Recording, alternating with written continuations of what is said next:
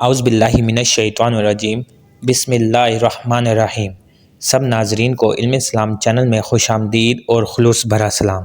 ناظرین، ہم آپ کو غازی علم دین شہید کی تاریخ اور غازی علم دین شہید نے کس کو قتل کیا اور کیوں قتل کیا اور شہادت کا مقام حاصل کیا، ان سب کی تفصیلات ہم آپ کو اپنے اس چینل میں تفصیل سے آگاہ کریں گے۔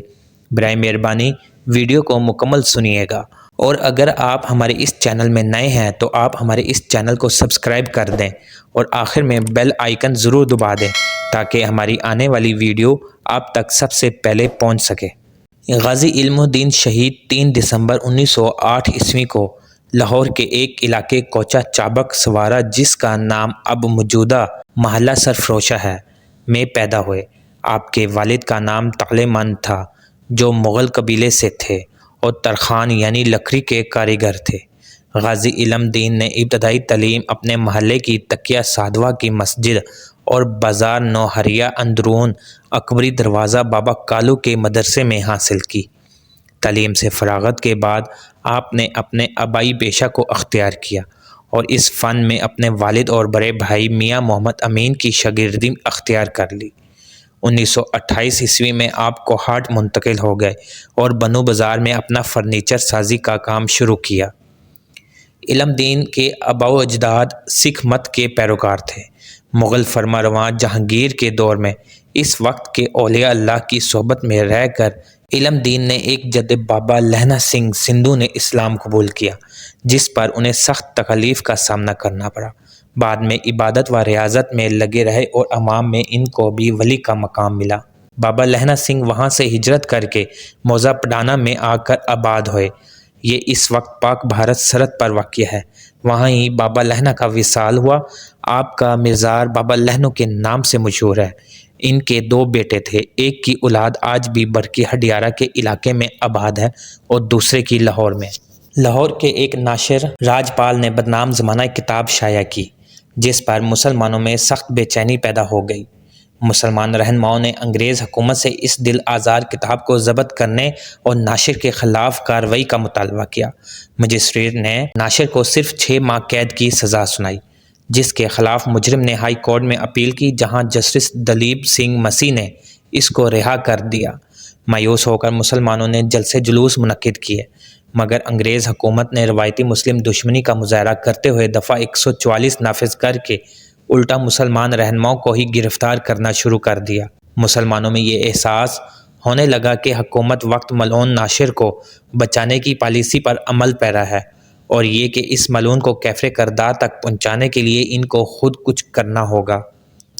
لاہور کے ایک غازی خدا بخش گجر نے 24 ستمبر 1928 عیسوی کو اس گستاخ کو اس کی دکان پر نشانہ بنایا، تاہم یہ بھاگ کر اپنی جان بچانے میں کامیاب ہو گیا۔ غازی خدا بخش کو گرفتاری کے بعد 7 سال کی سزا سنائی گئی۔ افغانستان کے ایک غازی عبدالعزیز خان نے لاہور آ کر اس شاطم رسول کی دکان کا رخ کیا، مگر یہ بدبخت دکان میں موجود نہیں تھا۔ اس کی جگہ اس کا دوست سوامی ستیانند موجود تھا۔ غازی عبدالعزیز نے غلط فہمی میں اس کو راجپال سمجھ کر اس پر حملہ کر کے ایک ہی وار میں اس کا کام تمام کر دیا۔ غازی عبدالعزیز کو حکومت وقت نے 14 سال کی سزا سنائی۔ راجپال ان حملوں کے بعد نہایت خوفزدہ رہنے لگا۔ حکومت نے اس کی پشت پناہی کرتے ہوئے 2 ہندو سپاہیوں اور ایک سکھ حوالدار کو اس کی حفاظت پر متعین کر دیا۔ راجپال کچھ عرصے کے لیے لاہور چھوڑ کر کاشی، ہردوار اور متھرا چلا گیا، مگر چند ماہ بعد ہی واپس آ گیا اور دوبارہ اپنا کاروبار شروع کر دیا۔ غازی علم دین کی غیرت ایمانی نے یہ گوارا نہ کیا کہ یہ ملعون اتنی آسانی سے بچ نکلے۔ آپ نے اس کے انجام تک پہنچانے کا فیصلہ کیا۔ آپ نے 29 اپریل 1929 عیسوی کو راجپال کی دکان کا رخ کیا۔ اس وقت یہ ملعون اپنی دکان پر ہی موجود تھا۔ آپ نے اس کو للکارتے ہوئے کہا، اپنے جرم کی معافی مانگ لو اور اس دل آزار کتاب کو تلف کر دو اور آئندہ کے لیے اس حرکت سے باز رہو۔ راجپال نے اس کو نظر انداز کر دیا۔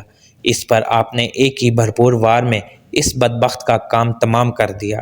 اس کی دکان کے ایک ملازم نے قریبی تھانے انارکلی کو خبر دی، جس پر پولیس نے آپ کو گرفتار کر لیا۔ آپ اس واقعے کے بعد نہ صرف مکمل پرسکون رہے، بلکہ آپ نے فرار ہونے کی بھی کوشش نہیں کی۔ آپ نے اس کارروائی کا اعتراف کیا اور گرفتاری پیش کر دی۔ مقدمہ ایڈیشنل ڈسٹرکٹ مجسٹریٹ لوئس کی عدالت میں پیش ہوا، جس نے ملزم پر فرد جرم عائد کر کے صفائی کا موقع دیے بغیر مقدمہ سیشن کورٹ میں منتقل کر دیا۔ آپ کی جانب سے سلیم ایٹلا پیش ہوئے، جنہوں نے آپ کے حق میں دلائل دیے، مگر نیپ نامی انگریز جج نے آپ کو مورخہ 22 مئی 1929 عیسوی کو سزائے موت کا حکم سنایا۔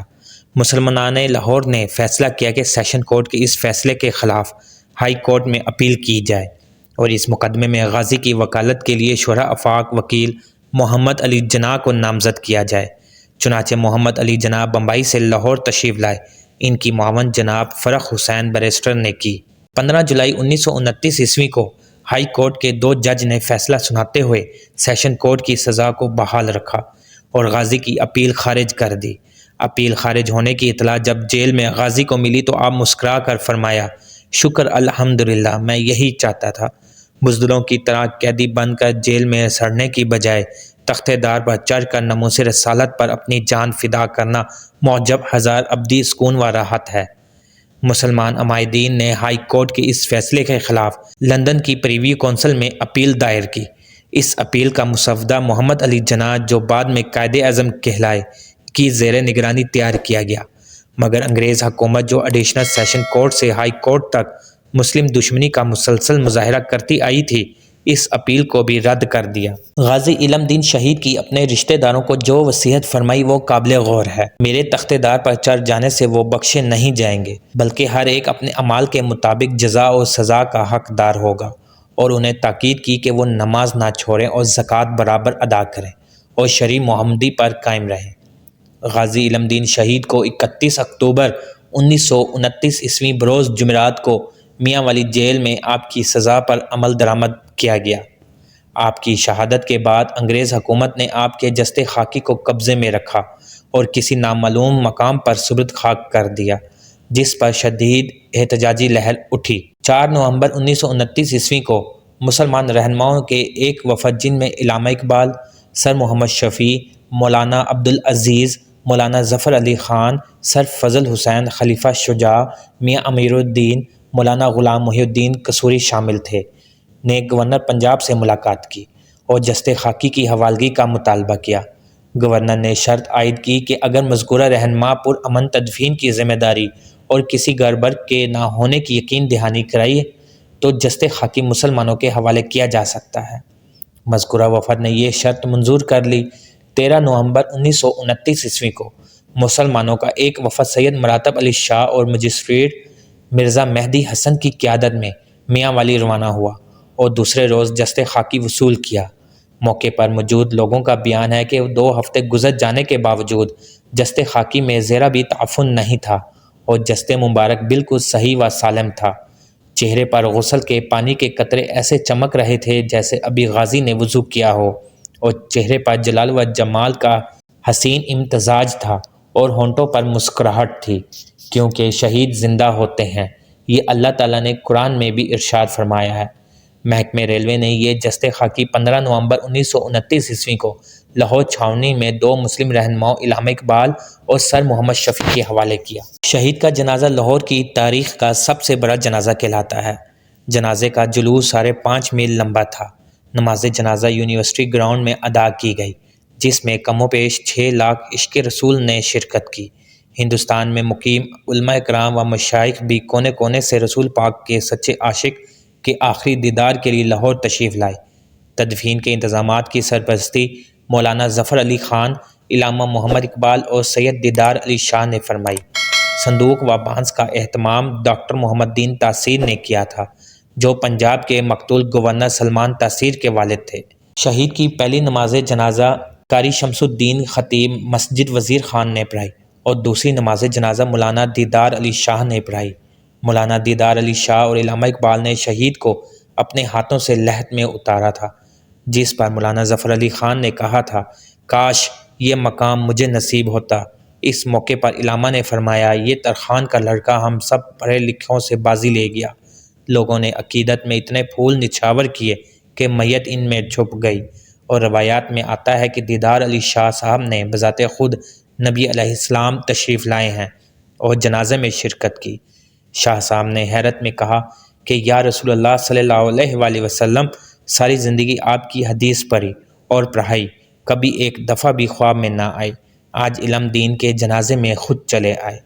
لاہور میں بھاولپور روڈ کے کنارے میانی صاحب قبرستان میں ایک نمایاں مقام پر آپ کی آخری آرامگاہ موجود ہے۔ مزار کے چاروں اطراف برآمدہ ہے۔ مزار بغیر چھت کے ہے۔ مزار کے مشرق میں غازی کے والد محترم اور والدہ محترم کی بھی آخری آرامگاہیں موجود ہیں۔ عزیز دوستو، امید کرتا ہوں کہ ویڈیو آپ دوستوں کو پسند آئی ہوگی۔ ویڈیو پسند آ جائے تو لائک اور شیئر ضرور کر دیجیے گا، اور آنے والی نئی ویڈیوز کے لیے ہمارے چینل کو سبسکرائب کر دیں، اور ساتھ میں گھنٹی کے بٹن کو ضرور دبا دیں تاکہ ہماری نئی آنے والی ویڈیوز سب سے پہلے آپ تک پہنچے۔ اللہ حافظ۔